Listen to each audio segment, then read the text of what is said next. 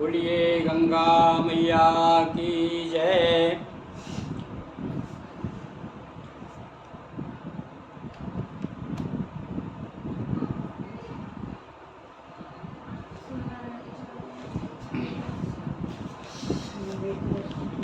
नर्मदा काव्य मंच से आपको समय समय पर बहुत सी कविताएं सुना करते हैं और हमारा दूसरी श्रृंखला नर्मदा अध्यात्म मंच से आपको पुराणों की कथा सुनाया करते हैं। और आज विशेष रूप से गंगा दशहरे के उपलक्ष्य में, गंगा दशहरा यानी क्या, गंगा जी का पृथ्वी पर अवतरण यानी गंगा जी का जन्म दिवस यानी गंगा जयंती। तो इसलिए आज हम विशेष रूप से भागवत में गंगा जी की कथा क्या है, तो गंगा दशहरे पर गंगा जी की कथा भागवत तो हमारे सामने रखी हुई है। और देखिए हम भागवत से आपको सुना रहे हैं और किस प्रकार से गंगा जी का अवतरण हुआ, भागवत पुराण क्या कहता है वह सुनिए। इस बार गंगा दशहरा 16 जून 2081 को पड़ रहा है, यानी कि ज्येष्ठ शुक्ल दशमी संवत 2081। तो सुनिए आप। अथ नवमो अध्याय भगीरथ चरित्र और गंगावतरण। श्री शुकवाच अंशुमाक्षा तपस्ते पे गंगा नयन कामया कालम महांतम नाशुक्रोता तथा कालेन संस्थिता दिलीपस्तत्सुतस्तथा द्वादशक्ता कालमेयान भागीरथस्य पतस्ते पासा सुमहत तपः दर्शयामास्तं देवी प्रसन्ना वरदास्मिते इत्युक्तः स्वमभिप्रायं ससहंसवनितो नृप कोऽपि धारयन्तां वेगं पतन्यां मे महीतले अन्यथा भूतलं भित्वा नृप्यामे रसातलम्। सुखदेव जी कहते हैं, चलिए अब हम आपको हिंदी में अर्थ समझा देते हैं श्लोक न बोलते हुए।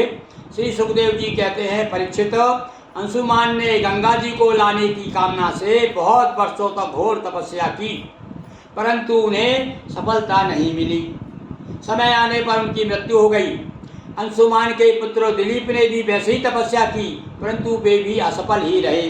वे भी गंगा जी को प्राप्त नहीं कर सके। समय पर उनकी मृत्यु हो गई। दिलीप के पुत्र थे भगीरथ। उन्होंने बहुत बड़ी तपस्या की। उनकी तपस्या से प्रसन्न होकर भगवती गंगा ने उन्हें दर्शन दिया और कहा कि मैं तुम्हें वर देने के लिए आई हूँ। उनके ऐसा कहने पर राजा भगीरथ ने बड़ी नम्रता से अपना अभिप्राय प्रकट किया कि आप मृत्युलोक में चलिए। गंगा जी कहती हैं, जिस समय मैं स्वर्ग से पृथ्वी तल पर गिरूं उस समय मेरे वेग को कोई धारण करने वाला होना चाहिए। भगीरथ, ऐसा ना होने पर पृथ्वी को फोड़ करके रसातल में चली जाऊंगी। इसके अतिरिक्त इस कारण से भी मैं पृथ्वी पर नहीं आऊंगी कि लोग मुझ में अपने पाप धोएंगे, फिर मैं उस पाप को कहाँ धोऊंगी। हाँ, ये भी चिंता थी भैया गंगा जी को कि जब मैं आ जाऊंगी तो लोग सब आके आगे नहा सारे पाप मुझ में छोड़ के जाएंगे। अब मेरी क्या स्थिति होगी, फिर मैं क्या करूंगी, फिर मैं अपने पाप कहाँ धोऊंगी। हाँ, ये विशेष बात ध्यान देने की। भाई सुनिए क्या लिखा है भैया अपने भागवत पुराण में। भगीरथ, इस विषय में तुम स्वयं विचार कर लो भाई। भगीरथ ने कहा, माता,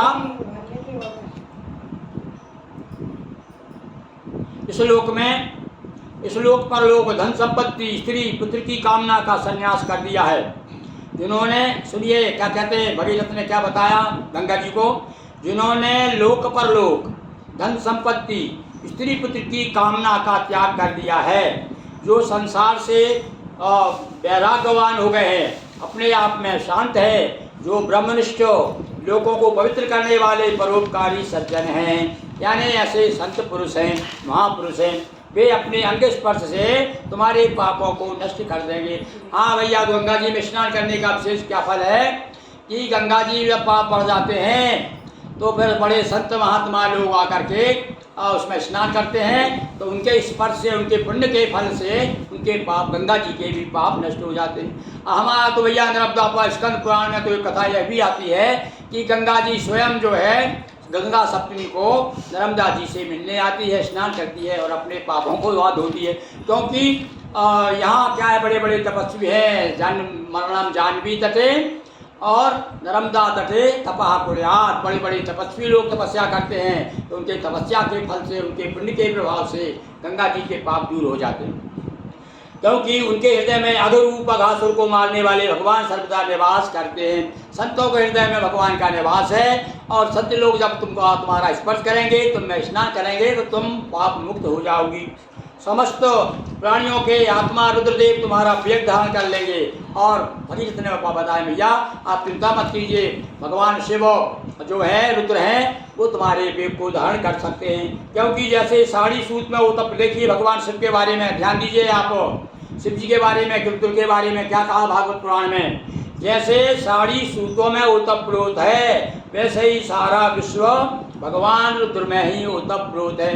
देखिए यहाँ तक इसलिए हमारे तो कह दिया है भैया, आप भगवान शिव का रुद्राभिषेक कर रहे हैं और आपको कोई साधन नहीं मिल रहा है, यहाँ तक मट्टी भी नहीं मिल रही है, और आपके पास कोई शिवलिंग नहीं है, तो आप केवल अपने अंगुष्ठ को ही शिवलिंग मान करके और पूजन कर सकते हैं भगवान शिव की। तो इसलिए देखिए भागवत पुराण कहता है कि भगवान प्रसन्न जो हो जाएंगे, क्योंकि सारा विश्व भगवान रुद्र में है, ओतप्रोत है।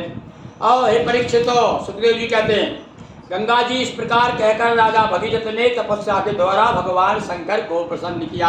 फिर भैया जो है भगीरथ ने फिर शंकर जी की तपस्या की, तब शंकर जी प्रसन्न हुए। थोड़े ही दिनों में महादेव जी उन पर प्रसन्न हो गए। भगवान शंकर तो संपूर्ण विश्व के हितैषी हैं। राजा की बात उन्होंने कहकर स्वीकार कर ली। फिर शिव जी ने सावधान होकर गंगा जी को अपने सिर पर धारण किया। क्यों ना हो, भगवान के चरणों का संपर्क होने के कारण गंगा जी जल परम पवित्र जो है। भैया भगवान शिव ने गंगा जी को अपने सिर पर धारण किया, क्योंकि गंगा जी जो है भगवान विष्णु के चरण का स्पर्श करने से पवित्र हो गई हैं। इसके बाद राजा श्री भगीरथ त्रिभुवन पावनी गंगा जी को वहाँ ले गए, जहाँ उनके पिताजी के शरीर राख के ढेर बने पड़े थे। हाँ ये देखिए, और उसके पहले और भी जितने उनके पिताजी थे, दिलीप थे, अंशुमान थे, और भी जो 60,000 थे, वो सब जो ढेर बने पड़े थे, मतलब मुक्त नहीं हुए थे। तब वहाँ गंगा जी को लेकर भगीरथ पहुँचे। वे वायु के समान वेग से चलने वाले रथ पर सवार होकर के आगे आगे चल रहे थे।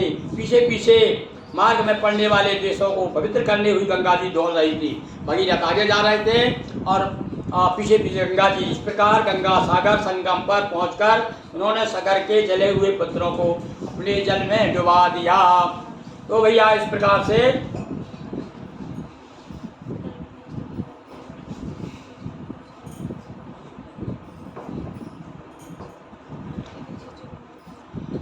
यद्यपि भागवत में आगे दो एक श्लोक और सुना देते हैं। यद्यपि सागर के पुत्र ब्राह्मण के तिरस्कार के कारण भस्म हो गए थे, इसलिए उनके उद्धार का कोई उपाय नहीं था। फिर भी केवल शरीर को राख के साथ गंगा जल का स्पर्श हो जाने से वे स्वर्ग को चले गए। देखिए गंगा जी की महिमा गंगा दशहरे पर हमने भागवत पुराण के अनुसार सुनाई। तो देखिए डबल आपको भागवत पुराण भी आप सुन रहे हैं और साथ साथ में गंगा जी की कथा भी सुन रहे हैं। और गंगा दशहरा इस बार 16 जून 2081 यानी कि ज्येष्ठ मास शुक्ल पक्ष दशमी को आ रहा है। इसलिए आप विशेष रूप से यदि गंगा जी तो जाइए ही, गंगा जी ना जा पाएँ तो गंगा जल आपके पास होगा, कहीं से प्राप्त कीजिए। पोस्ट ऑफिस में भी मिल रहा है गंगा जी का जल, तो आप लाइए और अपने घर में स्नान जल में कम से कम गंगा जल मिलाकर स्नान करिए। और इस दिन विशेष रूप से भैया प्याऊ का भी बड़ा महत्व है। कहीं समर्थ हो तो आप प्याऊ लगाइए। जलदान का भी बड़ा महत्व है ज्येष्ठ के माह में, और स्नान का तो कहना ही क्या है। तो इस प्रकार से परीक्षित, जब गंगा जल से शरीर की राख का स्पर्श हो जाने से सागर के पुत्रों को स्वर्ग की प्राप्ति हो गई, तब जो लोग श्रद्धा के साथ नियम पूर्वक गंगा जी का सेवन करते हैं उनके संबंध में तो कहना ही क्या है। बोलिए गंगा मैया की जय। तो आज हमने आपको गंगा दशहरे के शुभ अवसर पर भागवत पुराण में जो है गंगा जी की क्या कथा है वो कथा आपको सुनाई। और इसी प्रकार से हम आपको अन्य पुराण में एक तैयार और कर रहे हैं एक एपिसोड, उसमें विष्णु पुराण में देखिए गंगा जी के बारे में क्या है। और स्कंद पुराण का जो रेवा खंड है, जिसे कि हमारे नर्मदा अंचल में नर्मदा पुराण के नाम से जो प्रसिद्ध है, इसका भी हम कथा आपको जल्दी ही सुनाएंगे।